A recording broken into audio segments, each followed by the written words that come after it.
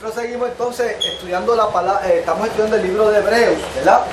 Señor. Ya hemos estudiado hasta el capítulo 9, hoy vamos a estar tocando el capítulo 10 del libro de Hebreos, creo que hasta el versículo 16.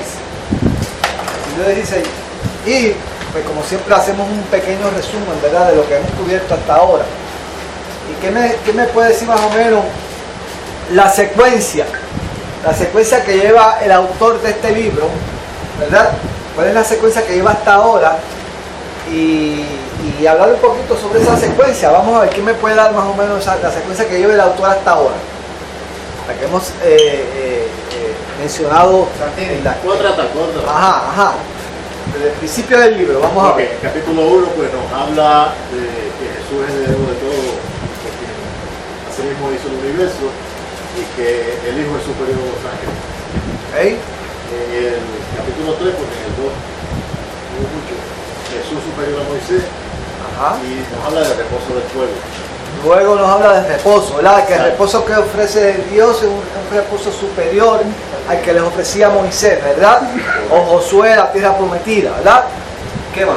Capítulo 4, gran sacerdote, sumo sacerdote. El sumo sacerdocio superior, ¿verdad? Y lo compara con el sacerdocio según el orden de Melquisedec. Sí, señor. ¿Verdad? Esos son los argumentos que él utiliza para comparar el sacerdocio de Jesucristo comparado con el sacerdocio de Aarón, ¿verdad? Que está en el círculo, el sacerdote para siempre, según el orden de Melquisedec. Ok, exacto. ¿Por qué sacerdote El para sacerdocio. siempre? Porque obviamente los sacerdotes perecían, enfrían, obviamente, pero Jesús es eterno. Ok. En el 7, pues, nos habla del tipo de sacerdocio de Melquisedec. Melquisedec es un personaje misterioso. Sí, exacto. Y que obviamente Abraham le da el diezmo a Melquisedec y él utiliza ese argumento ¿para qué? Para demostrar la superioridad de ¿qué? Del sacerdocio de Cristo sobre el sacerdocio arónico, porque él dice, si Abraham le dio diezmo a Melquisedec y de los lomos de Abraham salió ¿quién?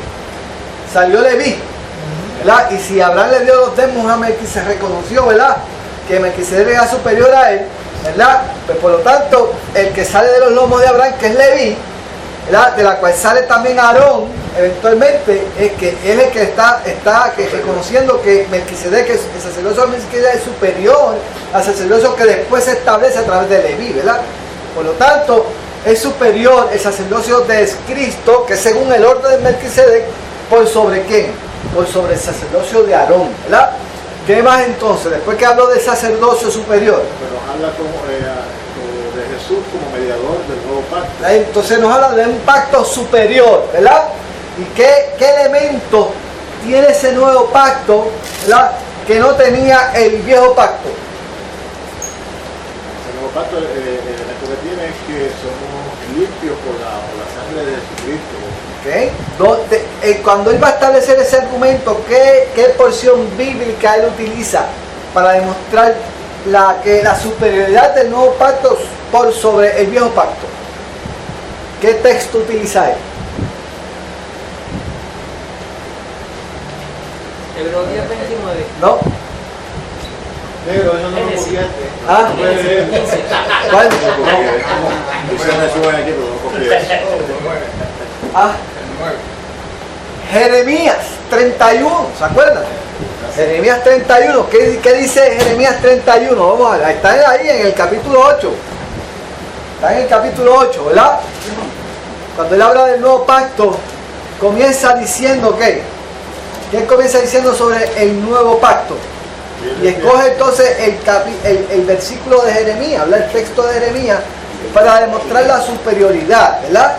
Vamos a buscarlo, ¿qué dice ahí? Porque eso es bien importante, ¿verdad? Viene bien que haré un nuevo pacto con la casa de Israel ¿Ah? y con la casa de Judá. No será un pacto como el que hice con sus antepasados. ¿Ah? El día Sí. en que los tomé de la mano y los saqué de Egipto. Y sigue. Ya que ellos no permanecieron fieles a mi pacto y yo los abandoné. Ok, ahí está diciendo que va a establecer un nuevo pacto. ¿Por qué? Porque el pueblo de Israel, ¿qué hizo? ¿Qué pasó? Rompió el pacto que había hecho con el Señor, ¿verdad? Y estudiando esta clase la semana pasada, yo los llevé ¿a dónde? A Éxodo 24, que fue donde realmente Israel estableció un pacto con Dios, comprometiéndose a qué, a obedecer toda la ley, todos los mandamientos de Dios. Y en esa ocasión Moisés mandó a qué, a hacer un sacrificio, ¿verdad? Y dice que roció las tablas del pacto y roció al pueblo, ¿verdad? Como sellando el pacto, ¿verdad? A través de qué, de la sangre. La sangre era el medio para qué, para sellar ese pacto entre Dios y Israel, porque Dios quería, siempre en el deseo de Dios, era establecer que un pueblo para él, ¿verdad? Y si usted busca Éxodo capítulo 19, versículo 6, pues va a encontrar precisamente que lo que Dios siempre ha querido para con su pueblo. Dios siempre ha querido establecer que un pueblo que le alabe y le glorifique, ¿verdad? Y ese capítulo 19, versículo 6, 5 y 6, ¿qué dice? Sí, está bien. Tú mismo, dale, lee. 5 y 6. 5 y 6. Ajá. Ahora pues, si diereis oído a mi voz y guardareis mi pacto, vosotros seréis mi especial tesoro sobre todos los pueblos, porque mía es toda la tierra. Y vosotros me seréis un reino de sacerdotes y gente santa. Estas son las palabras que dirás a los hijos de Israel. Ese siempre ha sido el deseo de Dios. Siempre ha sido el deseo de Dios. Y dice aquí, fíjate que Él no especifica qué pueblo. Él lo que especifica que una condición. En realidad dos condiciones.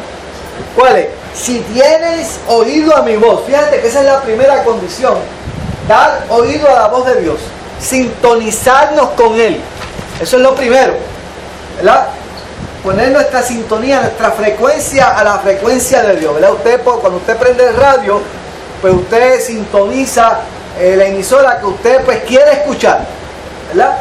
Pues, pero la decisión la toma usted, no la toma el radio. Usted es el que prende el radio, entonces busca hasta que llega a la emisora que usted quiere escuchar. Pues eso es lo que está diciendo Dios, sintonízame a mí. Eso es lo primero, sintonízame a mí, escucha mi voz.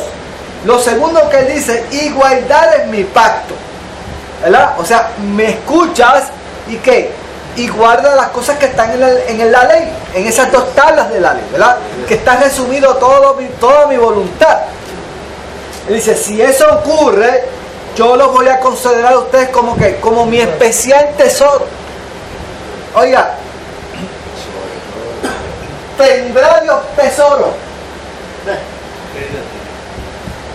Si Dios es el creador del universo, de todo lo que existe, dice que hay maravillas que desconocemos, ¿verdad? Bueno, el salmista se recrea sobre los tesoros de la nieve, ¿verdad? Cada cosa creada por Dios es un tesoro para Él. Pero Él dice que ese pueblo que le escuche y que guarde su pacto, Él lo va a considerar que un especial tesoro, ¿verdad? Y dice, sobre todos los pueblos, porque mía es toda la tierra. Fíjate que Él mismo especifica, yo soy dueño de todo lo que existe, pero dentro de todo lo que yo tengo, ustedes van a ser especiales para mí. Y la única condición que Él expone es ¿cuál qué? Que escuchen su voz y hagan su voluntad. Eso es todo lo que Dios requiere de nosotros, que escuchemos su voz y hagamos su voluntad. Eso es todo lo que Dios quiere. De hecho, así fue que, ¿verdad? Que Miqueas, capítulo 6, versículo 6, decía, pero ¿qué es lo que quiere Jehová de ti? ¿Qué es lo que quiere Jehová de ti? ¿Verdad? Que hagas justicia, hagas misericordia, ¿verdad? Eso es lo que Dios quiere de nosotros, ¿verdad? Ahora, eso es lo que Dios quiere. Ahora, en el versículo del capítulo 24 vimos cómo entonces se selló ese pacto, ese viejo pacto. Ahora, ese viejo pacto, ¿qué pasó? Hubo rotura. ¿Por qué? Porque el pueblo de Israel desobedeció, no cumplió con los requisitos de este pacto. No cumplieron, eso es lo que dice aquí.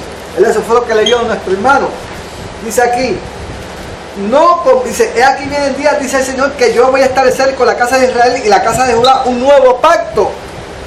No como el pacto que hice con sus padres el día que los tomé de las manos para sacarlos de la tierra de Egipto, porque ellos no permanecieron en mi pacto y yo me desentendí de ellos, dice el Señor. Rompieron el pacto. Ahora, Dios decide establecer un nuevo pacto con el hombre. ¿Cómo va a hacer ese nuevo pacto? Tiene que ser ¿qué? Tenía que tener una diferencia al pacto anterior. ¿Y cuál es esa diferencia? Pues precisamente aquí desde el versículo 10 en adelante Él lo describe. Dice, ese nuevo pacto va a ser de la siguiente forma. Después de aquellos días, dice el Señor, pondré mis leyes en la mente de ellos y sobre su corazón yo las voy a escribir y yo seré a ellos por Dios y ellos me serán ¿qué? Por mi pueblo. ¿Qué es lo primero que Dios promete? Escribir la ley de Dios, aquella ley que estaba grabada en las tablas, en aquellas tablas de piedra. Dios se compromete en este nuevo pacto a escribir esas leyes donde en el corazón del hombre. Y dijimos cómo era que se iba a producir eso, ¿verdad? ¿Cómo es que se va a producir eso? ¿Cómo es que Dios consigue? ¿Cómo es que Dios consigue? Porque nosotros somos ¿qué? ¿Consecuencia de qué? De ese nuevo pacto. O sea, nosotros somos ese especial tesoro de Dios. Cada uno de los que está aquí somos parte de ese especial tesoro de Dios. Somos de ese pueblo que escuchó la voz de Dios y decidió que comprometerse y hacer su voluntad. ¿Ok? ¿Somos o no somos? ¿Verdad que sí? ¿Alguno tiene duda de eso? Somos ese especial tesoro. Ahora, ¿cómo es que Dios consigue que esa ley esté escrita en el corazón tuyo? ¿Cómo Dios consigue eso? Explíqueme esa. Dávila, ¿cómo es que Dios consigue en ti, en ese corazón que está ahí, escribir su ley? ¿Cómo Dios consigue? A través de la escritura, por un lado, y a través de que yo he percibido, no aceptaron como mi salvador personal, que tiene que entrar sobre mi fe. Okay. Pero primero tiene que haber algo. Tiene que haber algo, tiene que suceder algo en nosotros para que esa ley se escriba primero en el corazón nuestro. Bueno, que reconozcamos que somos pecadores. Que somos pecadores y que lo único que puede salvarnos es que es el sacrificio de Jesucristo en la cruz del Calvario. Y cuando yo entiendo eso, que ese sacrificio que Cristo hizo en la cruz del Calvario y de la forma que lo hizo y quién lo hizo y hasta dónde pudo llegar Dios para salvarme, eso va a producir en mí ¿qué? Un agradecimiento. Eso va a crear en mí que un deseo de conocer. Y en la medida que yo me meta con Dios y en la medida que yo lo conozca más, automáticamente ¿qué va a pasar? En la medida que yo me meta a buscar a Dios y le conozca más, ¿qué va a suceder? Lo vas a amar cada día más. Ese amor hacia Él va a crecer. En el antiguo pacto, pues, la salvación era disponible para algunos. Ahora es para todos por el sacrificio de Cristo. ¿Qué pasa? Cuando yo me acerco a Dios y ese amor hacia Él va a crecer, automáticamente mi corazón va a estar dispuesto ¿a qué? A hacer su voluntad. A obedecerle. Pues de esa forma es que ¿qué? Es que entonces la ley de Dios va a estar escrita en tu corazón. En tu corazón. Porque lo primero que Él hace es que cambia tu corazón. Si usted busca Ezequiel, creo que es Ezequiel capítulo 28, si no me equivoco. Si usted busca Ezequiel capítulo 28 por ahí, usted va a encontrar precisamente algo bien parecido, pero Ezequiel habla básicamente, perdóname, no es el 38, es el 36. Mira lo que dice Ezequiel, porque Dios no se equivoca. Dios puede utilizar diferentes hombres en diferentes épocas con el mismo mensaje. Y lo lindo de esto es que la Biblia, y de hecho, hoy vamos a tener una actividad especial, porque hoy se celebra el Día de la Biblia en muchas naciones. Hoy se celebra el Día de la Biblia en muchas naciones. Y este mes se declara el mes de la Biblia, ¿verdad? Y lo lindo que tiene la Biblia es que Dios nos demuestra que en diferentes épocas Dios utiliza diferentes hombres, con diferentes condiciones sociales, en diferentes circunstancias, pero con un mensaje que se complementa. ¿Ah? Y Jeremías por un lado habla una cosa y por otro lado Ezequiel lo complementa con otra. Y mira lo que dice Ezequiel, capítulo 36, versículo 24. Porque yo les hablo a ustedes del corazón, ¿verdad? Del corazón. Y cómo Dios, porque a lo que queremos llegar es cómo Dios logra escribir su ley en tu corazón. Pues ¿cómo es ese proceso? Pues Ezequiel lo describe muy bien. Él dice, y yo os tomaré de las naciones y os recogeré de todas las tierras y os traeré a vuestro país. Fíjate que Ezequiel abunda un poco más. Jeremías está hablando de qué, de las tribus de qué, de Israel y de Judá. Pero aquí habla de qué, de tomaré de las naciones. O sea, ya está hablando de algo un poco más universal. Ahí estamos nosotros, ¿verdad? Y él dice, y os recorreré de todas las tierras, que incluye esta islita, ¿sabes? Y os traeré a vuestro país. Y dice, y fíjense cómo entonces es el proceso. Y voy a esparcir sobre vosotros agua limpia. Fíjense que el sacerdote, cuando iba a entrar al lugar santo, ¿qué era lo que tenía que hacer? Tenía que pasar por un proceso de lavamiento, de purificación. Cuando usted entra en el tabernáculo, no sé dónde lo metieron, el tabernáculo, lo primero que nos vamos a encontrar en el tabernáculo es que es el lavacro de bronce.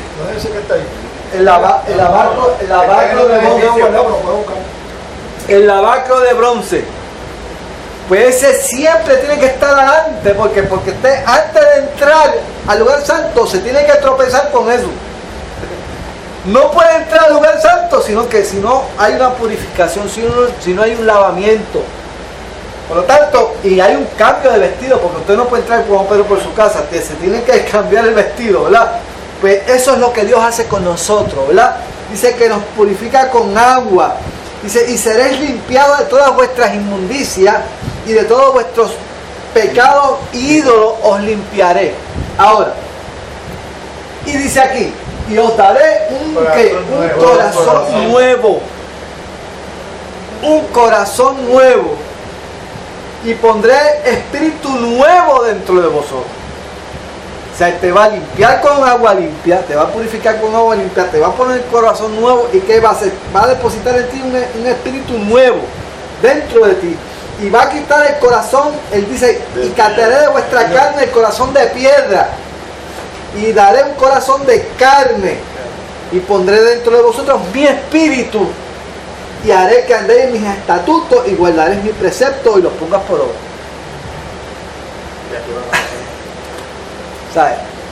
Aquí lo dice todo. O sea que cuando yo miro hacia la cruz y veo lo que Dios ha hecho por mí y creo en ese sacrificio, comienza entonces un proceso en mí de ¿qué?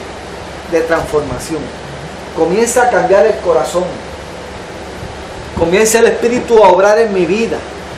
Primero soy perdonado, ¿verdad? Y entonces comienza un proceso de conocer a Dios. Una relación personal, un andar continuo con Dios. Y la verdad que yo voy creciendo en ese conocimiento, le voy amando cada día más y más. Va creciendo ese amor hacia Él. Y eso va a hacer en mí ¿qué?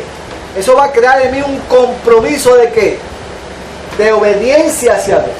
De hacer su voluntad, porque en la medida que yo lo conozca cada día más y más, yo voy a conocer su voluntad. Y la experiencia de andar con Él me enseña a que la voluntad de Dios siempre es la perfecta, es la mejor. ¿Cuántos de nosotros,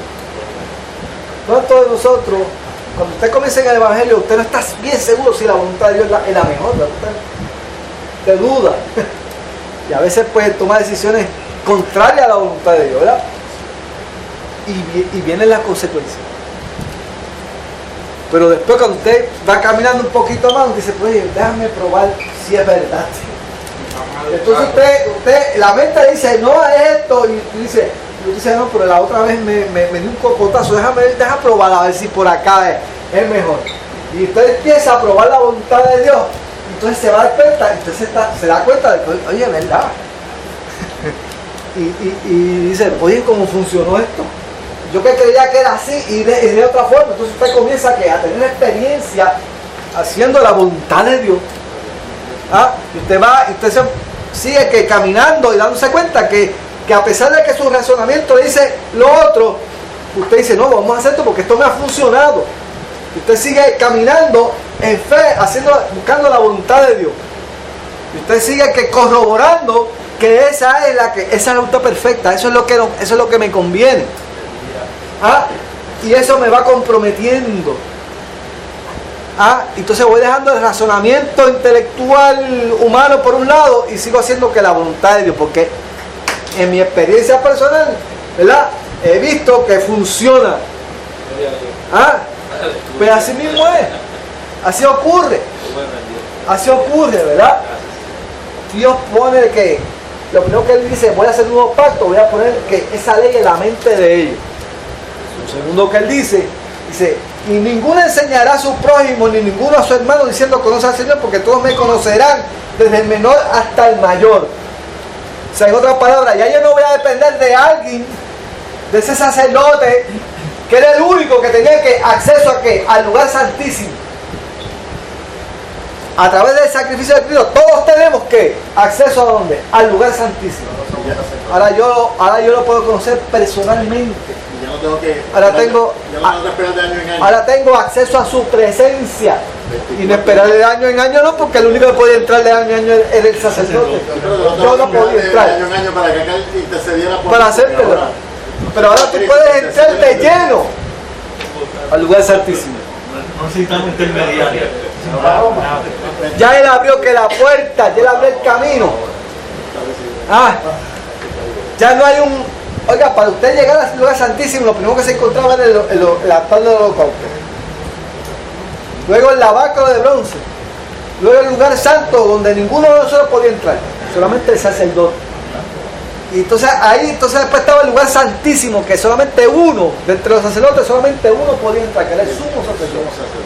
Una vez al año. Amarrado y con campanita. Dice que cuando Cristo murió, ¿qué pasó? Dice que el velo del templo se rasgó. Se rasgó del agua al agua.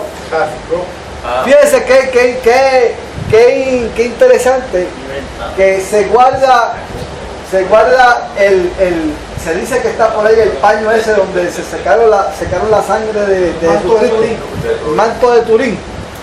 Pero el velo tiene mucha más importancia. ¿Dónde está ese velo? Ese era el que había que guardar. Ese velo que se rasgó, ¿verdad? El que indica que hay acceso directo al lugar santísimo. Oiga, ese sí que es importante. Y el velo de Turín salió bien bonito. Él estaba desfigurado. Ok. Lo segundo, tenemos experiencia, tenemos que tener conocimientos personales. Y lo último que dice, y yo voy a ser propicio a su justicia y nunca más me acordaré de sus pecados. El viejo pacto, ¿qué pasaba? Cada año había que ofrecer sacrificio por los pecados. Había que repetir año tras año. Ahora dice que perdonó mis pecados de ayer, los doy y lo que voy a cometer mañana. ¿Qué dice el Salmo 103? Vamos a ver. ¿Qué dice el Salmo 103? Alguien que lo sepa de memoria. Dice alma mía Jehová, ¿verdad? Pero dice por ahí en una parte bien interesante. Búsquelo por ahí. Dice ahí, no ha hecho. Mire lo que dice, no ha hecho con nosotros conforme a nuestras iniquidades. Versículo 10. Dice, no ha hecho con nosotros conforme a nuestras iniquidades, ni nos ha pagado conforme a nuestros pecados. Porque, y mire con lo que dice, mire lo que se atreve a decir el salmista. Y este individuo vivía en la economía de Moisés, él no conocía lo que iba a pasar, pero él sabía, pues a través del Espíritu de Dios, lo que iba a suceder después, ¿verdad?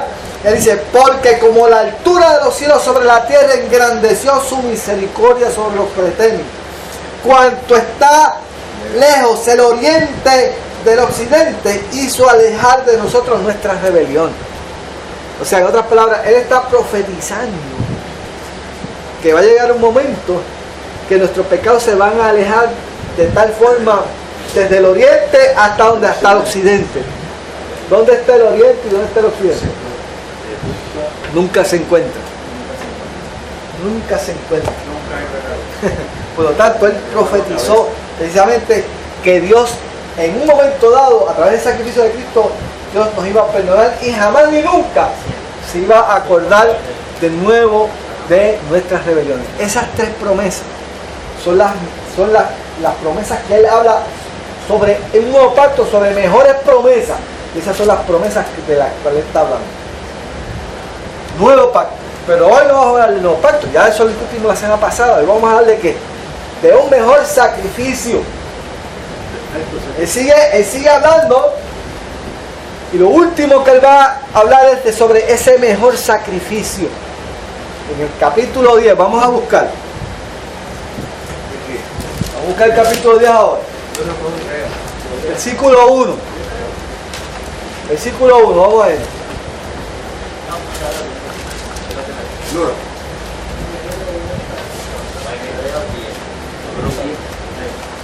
Porque la ley, teniendo la sombra de los bienes venideros, no la imagen misma. No la imagen. No la imagen misma de las cosas. Nunca puede, por los mismos sacrificios que se ofrecen continuamente cada año, hacer perfecto a lo que se acerca. Ok, vamos a analizar ese versículo. ¿Cuántas veces el autor ha mencionado esto en su libro? Muchas veces. Porque él es como yo, él cree en la repetición. O sea, nosotros tenemos que repetirnos las cosas. Cuando yo estudiaba en el colegio, pues yo lo que hacía era que repetía y volví, leía el bosquejo y volví y repetía, porque esa era la forma mía de estudiar y que yo pudiese retener la información. Era la única forma, no había otra. Yo me tardaba estudiando porque yo tenía que repetir las cosas y repetirlas. Pero eso es así aquí en la palabra, y el autor utiliza esa forma de enseñanza, repitiendo. Esto que él dice aquí lo ha repetido muchas veces. De hecho, mira lo que dice el versículo 9-11, utiliza hasta la misma expresión. El 9-11 dice, porque estando ya presente a Cristo sumo sacerdote de los bienes que venidero, esa expresión bienes venidero, la utiliza varias veces en el documento. Y él dice, porque la ley, o sea, la ley que se escribió allá en Moisés, él establece una tesis. ¿Y cuál es la tesis? Que esa ley era sombra de los bienes venideros. Esa ley era sombra de los bienes venideros. Cuando la sombra encubre y tapa. Cuando estoy en el sol caliente, murió la sombra. Okay. Es decir, que el pasado aún revelaba, y decía los profetas, que detrás vendría alguien superior, como decía Juan el Bautista. Usted separa el texto, ¿verdad? Y si son las 10 de la mañana, pues su sombra va a estar ¿dónde? Hacia el oeste, ¿verdad?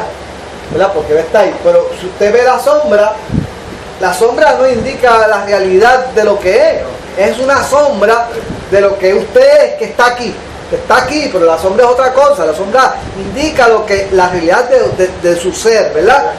Pues la ley era sombra de lo verdadero. Eso es lo que dice el autor. Esa sombra indica lo verdadero que está aquí, y lo verdadero es Cristo, ¿verdad? Él dice, y él le llama los bienes venideros, ¿verdad? Él dice, no la imagen misma de las cosas, porque obviamente la sombra no está hecha de lo que realmente es el cuerpo, ¿verdad? Él dice, nunca puede, por los mismos, entonces aquí viene su razonamiento, por los mismos sacrificios que se ofrecen continuamente cada año, ser perfectos los que se acercan. O sea, y la lógica de él es que si esos sacrificios hicieran perfectos a los que se acercaban a Dios, no había necesidad de ¿qué? De repetirlos cada año. Esa es la lógica que él utiliza. Ahora, Víctor, quiero hacer un comentario. Cuando estuve en Tierra Santa, observé la sinagoga, toda la sinagoga.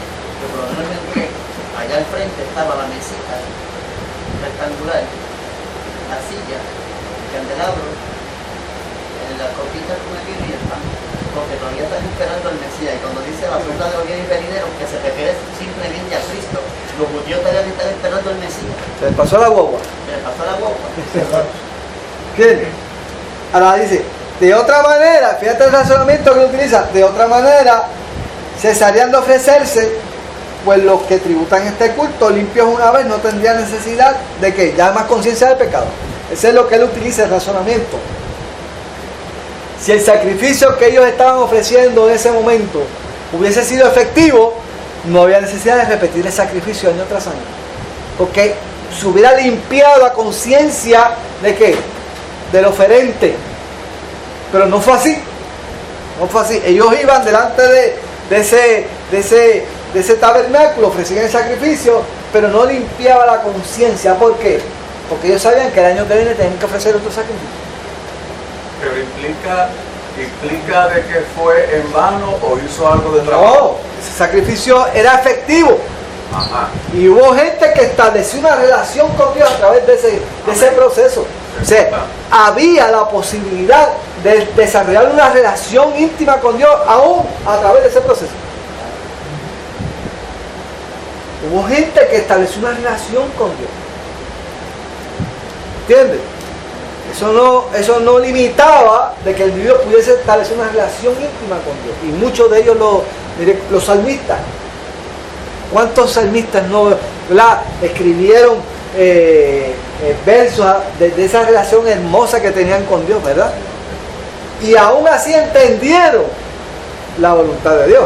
Porque el mismo David decía, porque no quieres un corazón contrito y humillado. Porque un corazón contrito y humillado que tú no rechazarás. Puedo ofrecer sacrificios de todo tipo, pero lo importante es un corazón. Fíjate que muchos de ellos entendieron realmente qué era lo que Dios quería a través del sacrificio. Dios no quería un sacrificio de carneros. Dios lo que quería era que el corazón del hombre, la voluntad de donde estuviese detrás del sacrificio. Y es lo que vamos a leer ahora. Eso es lo que vamos a leer ahora. En el caso de Simeón, ese tipo de relación, que él esperó en la promesa y hasta que no la vio, él después que le pidió al Señor la hora de puedo partir.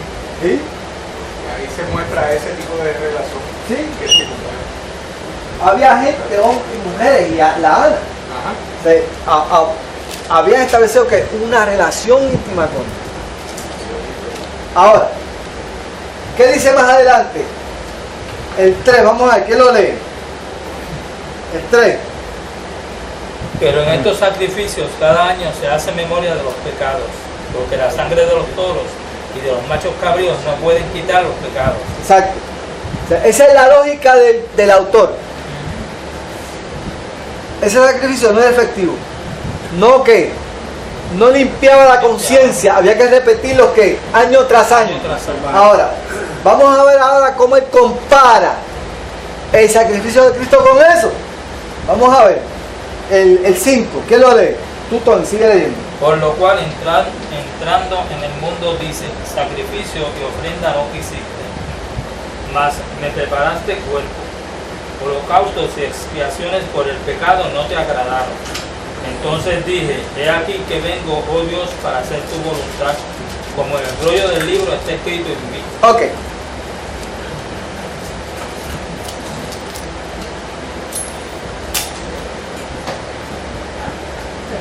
Mira lo que dice aquí. Sacrificio. ¿Quién está diciendo esto? Está diciendo Cristo, ¿verdad? O sea, este es un versículo que el autor saca de ¿dónde? De un salmo, Salmo 40, y le pone que a tipo de qué, de mesiánico. lo va a poner mesiánico, ¿verdad?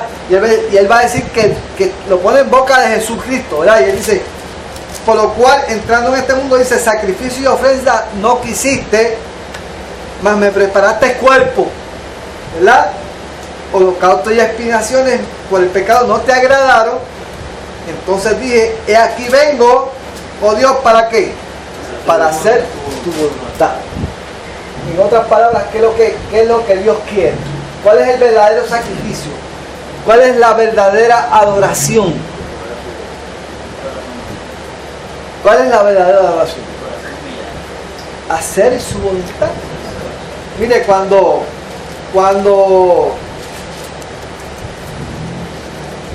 Samuel enfrenta a Saúl, creo que eso está en 1 Samuel capítulo 22, vamos a buscar eso, a ver si perdemos. 1 Samuel capítulo 22, que ahí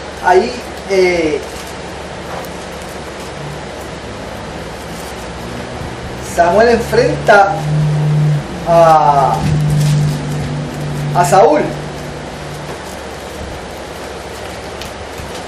No creo que sea el 22. Si alguien lo consigue antes que yo, vamos a ver.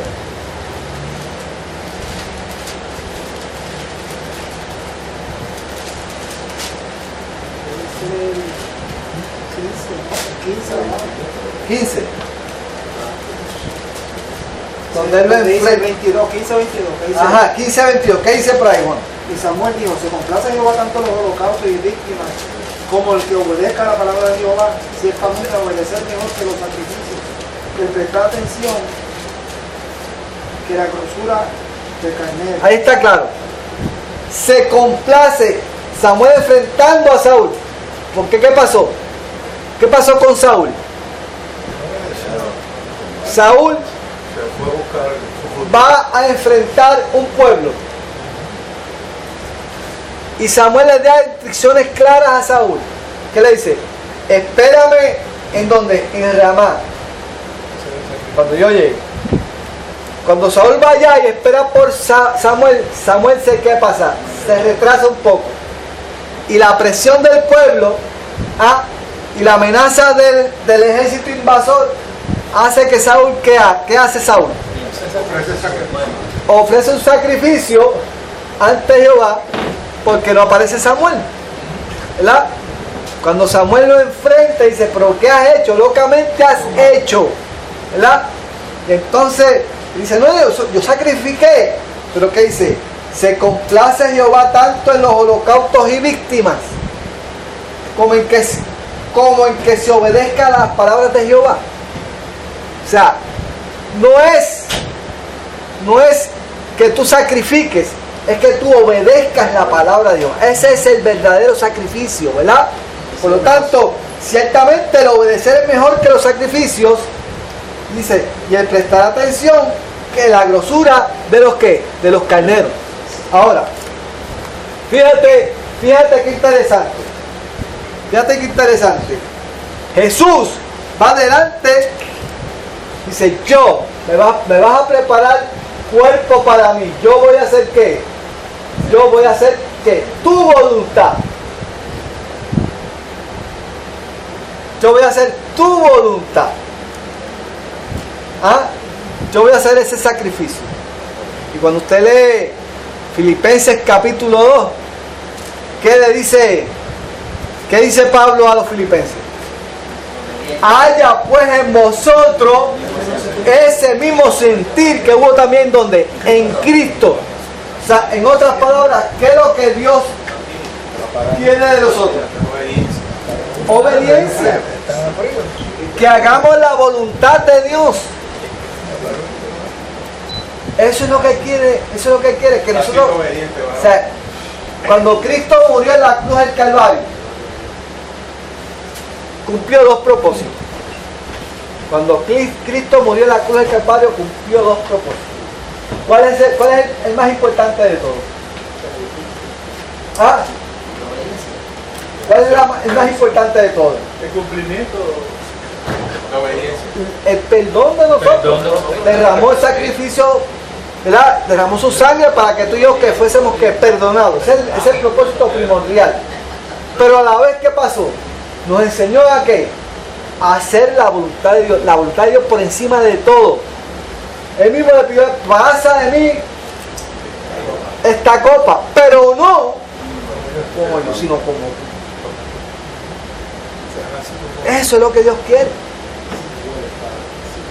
Nos enseñó que el verdadero sacrificio, la verdadera adoración es que es hacer la voluntad de Dios, obedecer la voluntad de Dios.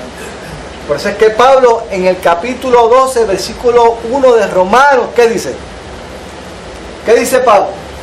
Os ruego por las misericordias de Dios que presentéis vuestros cuerpos como sacrificio vivo, santo, agradable a Dios, que es vuestro culto racional. ¿Y qué dice después? ¿Qué dice después? No os conforméis en este siglo, ¿verdad? Sino renovados por medio de qué? De la renovación de vuestro entendimiento. ¿Para qué? Para que puedas comprobar cuál sea la voluntad de Dios agradable y perfecta.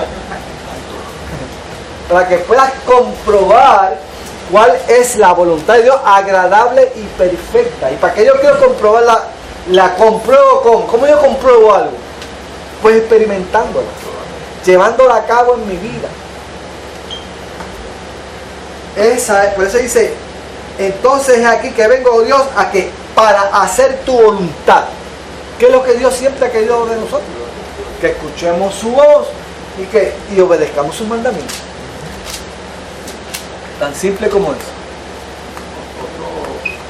Otro ángulo del sacrificio de Jesús, que también a Jesús lo llaman el segundo Adán. Lo que Adán tenía que hacer, Jesús lo hizo. Adán no fue obediente, y por ser desobediente pues había una sentencia de muerte en juego. El hombre tenía que morir. Entonces el sacrificio de Jesús pues no podía perdonar la raza humana, porque su justicia demandaba muerte.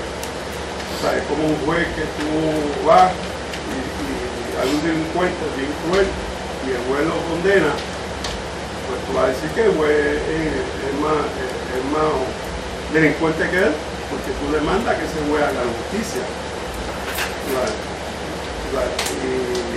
Pues la justicia de Dios demandaba la muerte. Yo no podía perdonar a la raza humana. Esa era la ley.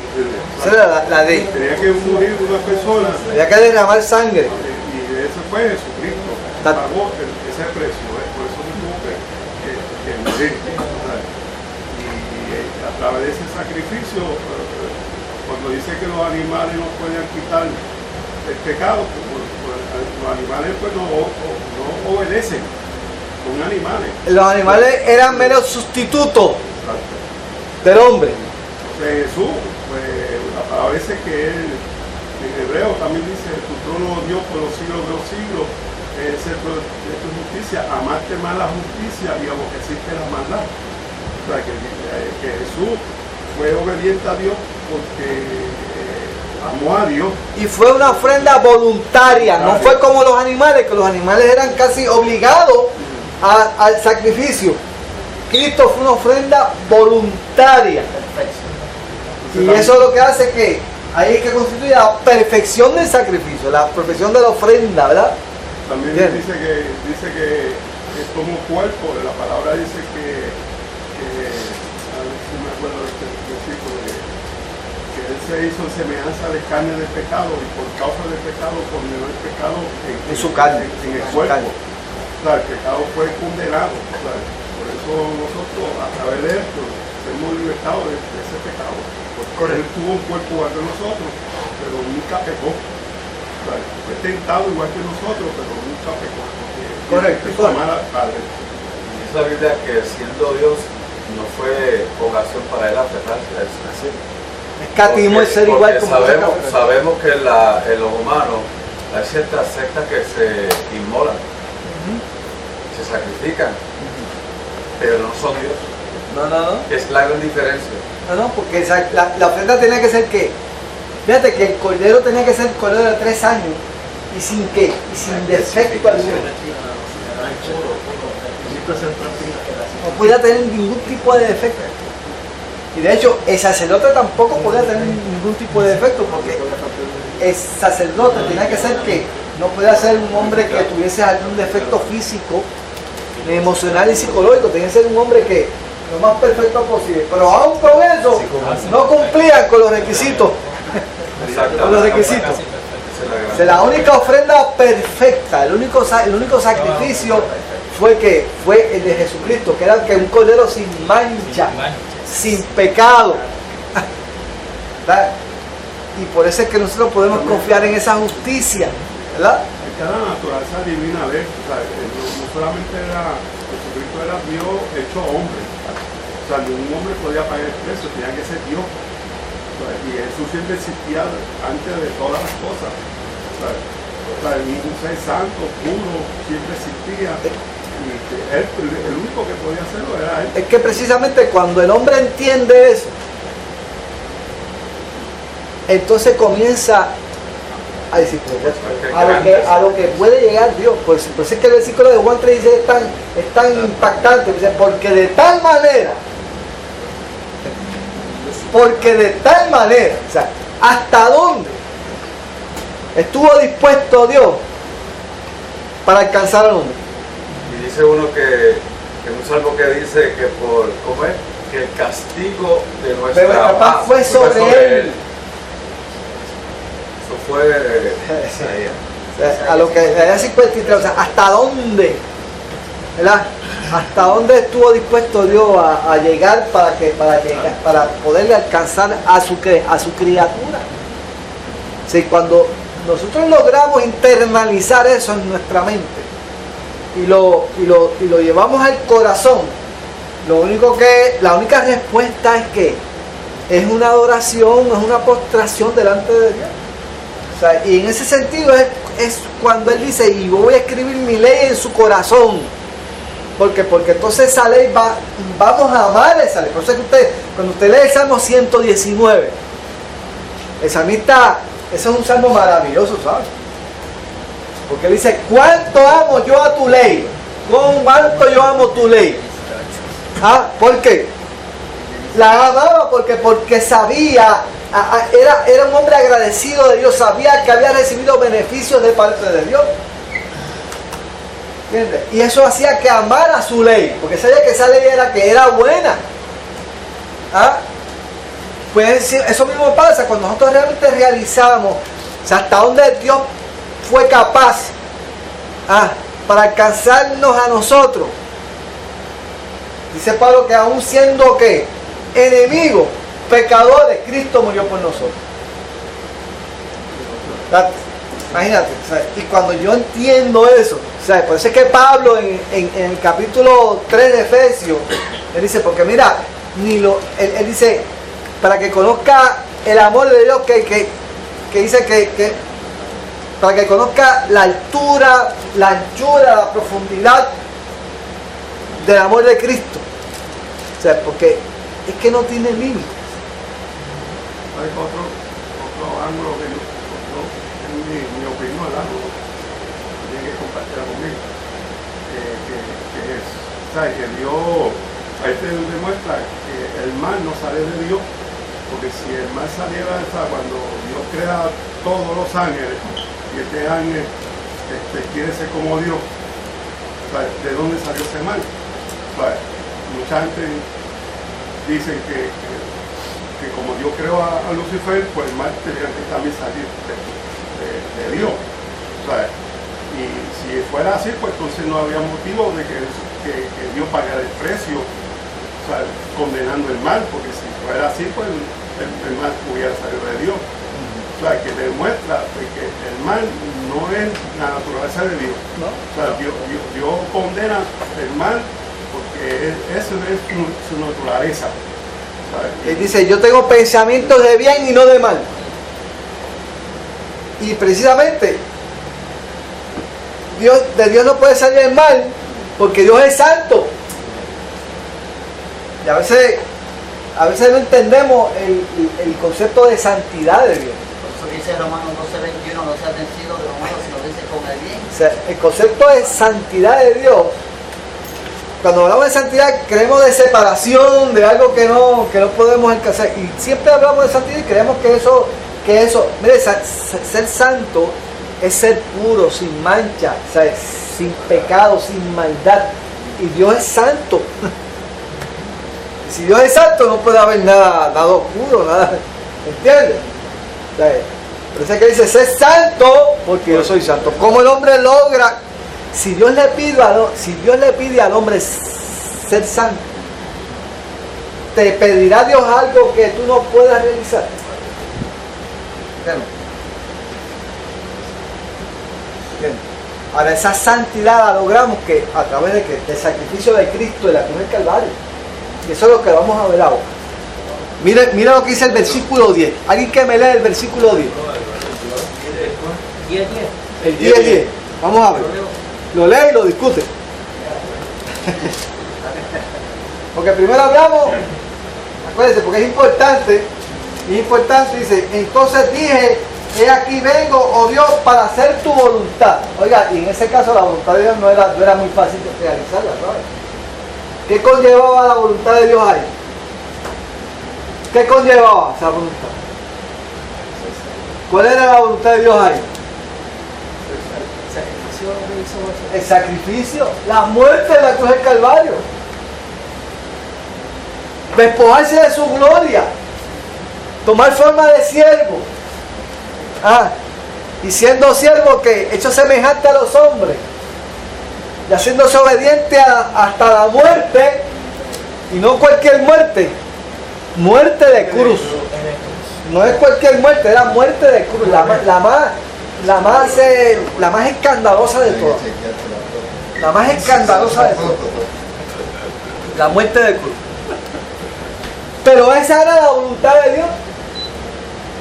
Esa era la voluntad de Dios. Ahora, el 10, ¿cómo empieza? ¿Cómo empieza el 10, Willy? ¿Qué te sentado ahí? En esa voluntad. Ok, en esa voluntad. ¿En cuál voluntad? En la voluntad de Dios. ¿Y cuál era la voluntad de Dios? Que Cristo muriera en la cruz del Calvario. Y lo dice ¿Ok? O sea, eso lo tenemos que tener en mente.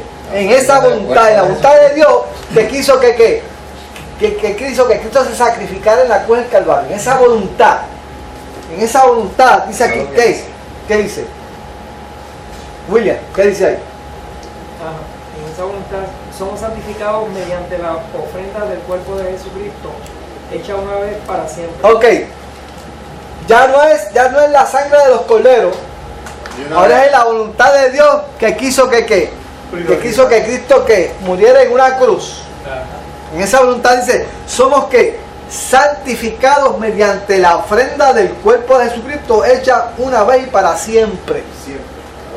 Oiga, dice ahí que somos santificados mediante esa ofrenda que se hizo una vez y para siempre. Somos santificados. Ahora, vamos a ir a Éxodo 29, versículo del 1 al 9. Vamos a ver qué es eso de ser santificado. ¿Qué es eso de ser santificado? Éxodo 29, del 1 al 9. Vamos a ver.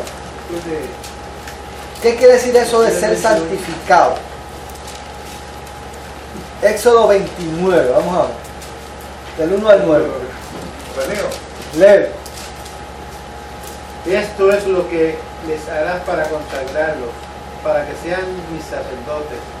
Toma un becerro de la vacada y 2 carneros sin defecto, panes sin levadura y tortas sin levadura amasadas con aceite y hojaldres sin levadura untadas con aceite. Las harás de flor de harina de trigo y las pondrás en un canastillo, y en el canastillo las ofrecerás con el becerro y los 2 carneros. Y llevarás a Aarón y a sus hijos a la puerta del tabernáculo de reunión y los lavarás con agua. Y tomaréis las vestiduras, y tomarás las vestiduras y vestirás a Aarón la túnica. Fíjese el proceso. Fíjese el proceso. Dios va a escoger, lo va a limpiar, lo va a cambiar las vestiduras y sigue. ¿Qué más va a hacer? Y vestirás a Aarón la túnica, el manto de efod, el efod y el pectoral, y le ceñirás con el ciño del efod. Y pondrás la mitra sobre su cabeza, y sobre la mitra pondrás la diadema santa. ¿Qué decía esa diadema? Santidad. Santidad a Jehová, o sea, separado para Dios. ¿Ok? Eso estaba en la cabeza del sumo sacerdote. ¿Ok? Separado para Dios. No, esto es santificación. Fíjate el proceso. Seguimos. Luego tomarás el aceite de la unción, Ajá. y lo derramarás sobre su cabeza, y le ungirás. Ok, unción. Va a haber unción, ¿verdad? Va a haber unción. Terminen. Ya mismo, ya mismo. Va a haber unción. ¿Qué más? Luego tomarás aceite de la unción y lo derramarás sobre la cabeza y le ungirás. Y hará que se acerquen sus hijos y les vestirás las túnicas. Les ceñirás el cinto a Aarón y a sus hijos. Y les atarás las tiaras y tendrán el sacerdocio por derecho perpetuo. Así consagrarás a Aarón y a sus hijos. Y tendrán el sacerdocio por derecho perpetuo. Así consagrará a Aarón y a sus hijos. Más adelante dice que van a tomar un becerro y lo van a sacrificar, y la sangre de ese becerro va a ser sobre ellos y sobre Aarón y sobre todo. Fíjate lo que es santificación. Eso es santificación acá. Vamos a buscar Efesios capítulo 1. Es consagración. Consagración. Pero eso es lo que dice aquí. En esa voluntad, tú y yo somos que santificados. Pero vamos a ver entonces qué conlleva ese sacrificio. En el Viejo Testamento eso era que santificación. Vamos a ver Efesios capítulo 1, a ver si no se parece eso a lo que sucedió allá en el Viejo Testamento, cuando Pablo les está explicando a los efesios lo que es dice, Él nos bendijo con toda bendición espiritual en los lugares celestiales. Ahora, fíjense qué interesante que lo primero que Dios le dijo a Moisés que escogiera a ¿quién? A Aarón y a sus hijos. O sea, hubo una selección, ¿verdad? Fíjense lo primero que Pablo nos menciona. Dice que aquí, bendito sea el Dios y Padre de nuestro Señor Jesucristo, que nos bendijo con toda bendición espiritual en los lugares celestiales. O sea, nos dio todos los derechos en lugares especiales, Oiga, y estar en el tabernáculo era lo mejor, era el mejor lugar. De hecho, el salmista decía, es mejor estar un día en tu atrio que mil fuera de ellos. Y el salmista decía, aún el gorrión hay a casa y la golondrina han ido para sí, donde ponga tus polluelos cerca de tus altares. Ese era el mejor lugar para estar. De hecho, cuando los hombres estaban siendo perseguidos, ¿a dónde era que iban a tener? Al tabernáculo, y se alejaban de los pueblos del altar para que no los mataran. Ese era el mejor lugar. Pero Pablo dice que ahí fue donde Dios nos puso, sentados en los lugares celestiales con Cristo. Ahora, fíjate lo primero que menciona Pablo. Según nos escogió en Él antes de la fundación del mundo, para que fuésemos santos y sin mancha delante de Él. O sea, en otras palabras, esa selección de Aarón por parte de Dios también la vemos aquí. Dios por nosotros. Dios nos selecciona, ¿verdad? No es que seamos predestinados. Dios predestinó a quién? A la humanidad completa, porque Dios no nos escogió a este y al otro no. Dios nos escogió a todos. Dios quiere que todos seamos salvos. La predestinación es del plan. Dios quiere que todos seamos salvos. Aquel que quiera aceptarlo lo acepta, y el que no, pues se pierde esa bendición de parte de Dios. Pero todos, ¿verdad? Todos somos ¿qué? Somos seleccionados por parte de Dios, ¿verdad? El que quiera ser de Calvino, que sea de Calvino. Es correcto. Ahora, fíjate que interesante, ahí está la selección. Pues quiero que comparen esto con el proceso de santificación del Viejo Testamento. Ahí está la selección. Lo segundo que ocurre es la redención. O sea, el derramamiento de sangre para consagración, ¿verdad? Y eso está en el versículo 7. Dice, por quien tenemos redención por su sangre, el perdón de pecados según las riquezas de su gracia. Eso que sucedió con Aarón no sucedió con nosotros. Y por último, esa unción del aceite que fue sobre la cabeza de Aarón y sobre nosotros, ¿verdad?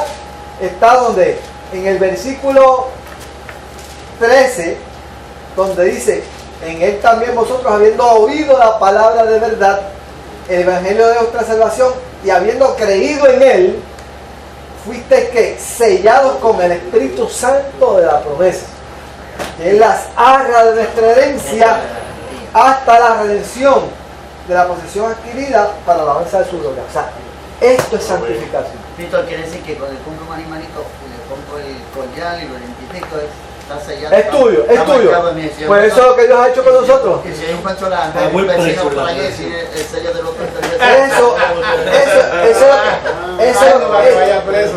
lo que pasa es que, como el autor está escribiendo a gente judía, que ellos entienden lo que es santificación, porque ellos lo saben, lo que es consagrar a un sacerdote, ellos lo saben. No lo explica mucho, pero yo se los explico para que ustedes sepan lo que Dios ha hecho por nosotros. Por eso es que dice aquí, en esa voluntad, tú y yo que somos que santificados. Espiritualmente tú tienes una diadema en tu frente que dice separado para Dios. Y es para todo. Para todo. Por eso, ahora quiero leer un versículo que acabo de venirme a la mente. Tíralo. Y quiero que se quede en cada uno de nosotros. Tíralo al medio. A compartirlo afuera, no con nosotros, quizás afuera. Dice, segunda de Pedro 3:9. El Señor no retarda su promesa según algunos la tienen por tardarse, sino que es paciente para con todos, no queriendo que ninguno perezca, sino que todos procedan al arrepentimiento. Todos. La oración está abierta. Está abierta. Eso es como el reposo. Si oyeres hoy su voz, no endurezcáis vuestros corazones. O sea, la invitación, mire, la Biblia está llena de invitación. Llena de invitación. ¿Verdad? Llena de invitación.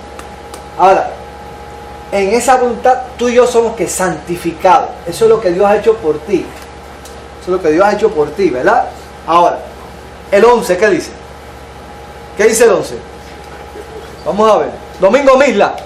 Él asimismo tuvimos herencia, habiendo No, estamos en el 11 de Hebreos 10. Ya cambiamos el capítulo. Está bien. Cambiamos la frecuencia. De esa herencia que te tocó. Es lo que le gusta, lo que le gusta la herencia, lo que le gusta la herencia. Todo lo que diga herencia, eso es lo que le gusta leer.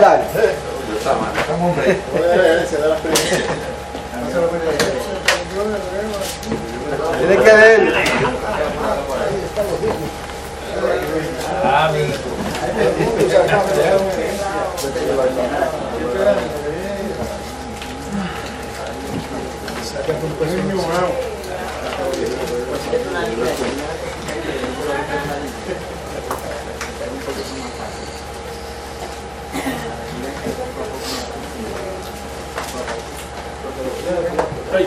Aguanta, por favor.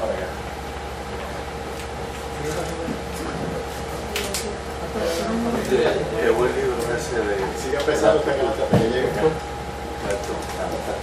Mira, 10, 11. La que termine la... Qué buen dale. 10 a 11, 10 a 11, vamos a ver. Y ciertamente todos los sacerdotes están día tras día ministrando y ofreciendo muchas veces los mismos sacrificios, que nunca pueden quitar los pecados. Pero Cristo, habiendo ofrecido una vez para siempre un solo sacrificio por los pecados, se ha sentado a la diestra de Dios. Y de aquí en adelante esperando hasta que sus enemigos sean puestos por el estrado de sus pies. Digo, sí, porque son una sola ofrenda. pero porque con una sola ofrenda Hizo perfecto para siempre los santificados. Y nos atestiguará lo mismo el Espíritu Santo, porque después de haber dicho, este es el pacto que haré con ellos. Después de aquellos días, dice el Señor, pondré mis leyes en sus corazones y en sus mentes las escribiré. Ok, Cuando Dios hizo la creación, los primeros 6 días estuvo haciendo su trabajo, ¿verdad? Pero el séptimo día, ¿qué hizo? Descansó. ¿Por qué? Porque sabía que iba a tener problemas con Eva. Dice que descansó, ¿verdad? ¿Por qué? Porque lo que había hecho había sido que perfecto, lo había completado, ¿verdad? Dice que Cristo se sentó a la diestra del Padre. Los sacerdotes en el tabernáculo no habían silla. No había silla. El sacerdote tenía que permanecer de pie siempre. No había break para sentarse. Porque era continuo, el trabajo era continuo. No lo podían completar porque siempre había que sacrificar. Uno por la mañana, uno por la tarde. Cada año. Había que llenar las lámparas con aceite. Los panes había que cambiarlos cada sábado. O sea, no había descanso. Pero cuando Cristo hizo la obra en la cruz, ¿qué hizo? Se sentó a la diestra del Padre. Con otras palabras, descansó. Porque su obra, ¿qué fue? Perfecta. No había que continuarla. Se terminó. ¿Entiendes? Y así como Cristo se sentó a la diestra del Padre y descansó, es por eso que el hombre también, ¿qué dice? Estamos sentados juntamente con Cristo, ¿en dónde? En los lugares celestiales. Así mismo el hombre puede descansar. ¿Descansar en qué? En la obra perfecta que Cristo hizo en la cruz del Calvario. Por eso es que dice, pues el versículo 14 es un versículo que usted debe subrayar en su Biblia. Ese versículo 14 es sumamente importante. Mire lo que dice: porque con una sola ofrenda hizo que perfectos para siempre a los santificados. O sea, perfecto es perfecto. O sea, Dios, la obra de Cristo fue perfecta. Y si por si acaso usted se le olvida, tiene que el Espíritu Santo que se lo acuerda. Dice, y nos atestigua lo mismo que el Espíritu Santo. O sea, y dice, y pondré mis leyes en sus corazones y en sus mentes la escribiré. O sea, el Espíritu Santo nos recuerda a nosotros que la obra que hizo Cristo en la cruz es perfecta, que tú eres hijo de Dios. Cristo, y en su oración de Juan 17, creo que él dice: Padre, te pido que no los quites de este mundo, sino que los guarden. O sea, algo que hace el Espíritu Santo es que te acuerda a ti. Porque a veces nosotros como que perdemos de perspectiva la obra de Cristo. Creemos que cuando fallamos y introducimos las extremidades de momento, y después decimos: Señor, pero ¿qué es lo que me pasa? ¿Por qué yo hice esto? ¿Por qué hice esto? Entonces comienza el enemigo a meterte cosas en la cabeza y a decirte: yo sirvo para esto, yo no... O sea, yo creo que tú te metas que dice la palabra que con una sola ofrenda hizo perfecto para siempre a los santificados. O sea, que Dios te ha escogido, Dios te ha limpiado con su sangre, ha cambiado tu corazón, ha escrito su ley en tu vida, ha puesto diadema en tu frente, y te ha dado la unción del Espíritu Santo para que te acuerdes, primero para transformarte, para hacer que la imagen de Cristo se haga realidad cada día más en tu vida. Que la gloria de Dios se manifieste, no como Moisés cuando bajó del monte, que la gloria se iba desvaneciendo. Acá es contrario, aquí la gloria va aumentando cada día más. Porque es por el Espíritu Santo que Dios va, esa transformación que Dios está haciendo en nuestra vida, ¿verdad? Está haciendo está creando un más excelente y peso de gloria en cada uno de nosotros. ¿Entiendes? O sea, no te dejes meter los mochos. No te dejes meter los mochos. Que tú estás sentado en los lugares celestiales con Cristo. Descansa en ese sacrificio. Descansa en ese sacrificio. Ajá. De hecho, hay un versículo que menciona que nosotros vamos de gloria en gloria. De triunfo en triunfo. Lo que pasa es que cada fracaso que nosotros pudiésemos tener nos aumenta un peldaño. ¿Usted sabía eso? Un fracaso en el cristiano es un peldaño que tú qué, porque es algo que tú necesitabas aprender. Entonces dice que todas las cosas le vienen a bien para los que son llamados presentes. Todas las cosas. Todas las cosas. Porque vas a aprender. ¿Tuvo Pablo o no tuvo Pablo fracaso? Pero ese que Pablo dice, ni lo alto ni lo profundo, ni la muerte ni la vida, ni ángeles, ni principados, ni potestades, ni tribulación, ni angustia, ni persecución, ni metidas de pata, me podrá separar del amor de Cristo, del amor de Dios que es en Cristo Jesús. Para todos estoy sostenido, para el que hace necesidad, porque Dios suplirá lo que falte. Porque había aprendido a descansar en el sacrificio de Cristo. Pero eso es que él dijo, todo lo tengo por estiércol y por basura para ganar a Cristo. Sí, cuando tú valoras el sacrificio de Cristo en la cruz del Calvario, oiga, son otros 20 pesos.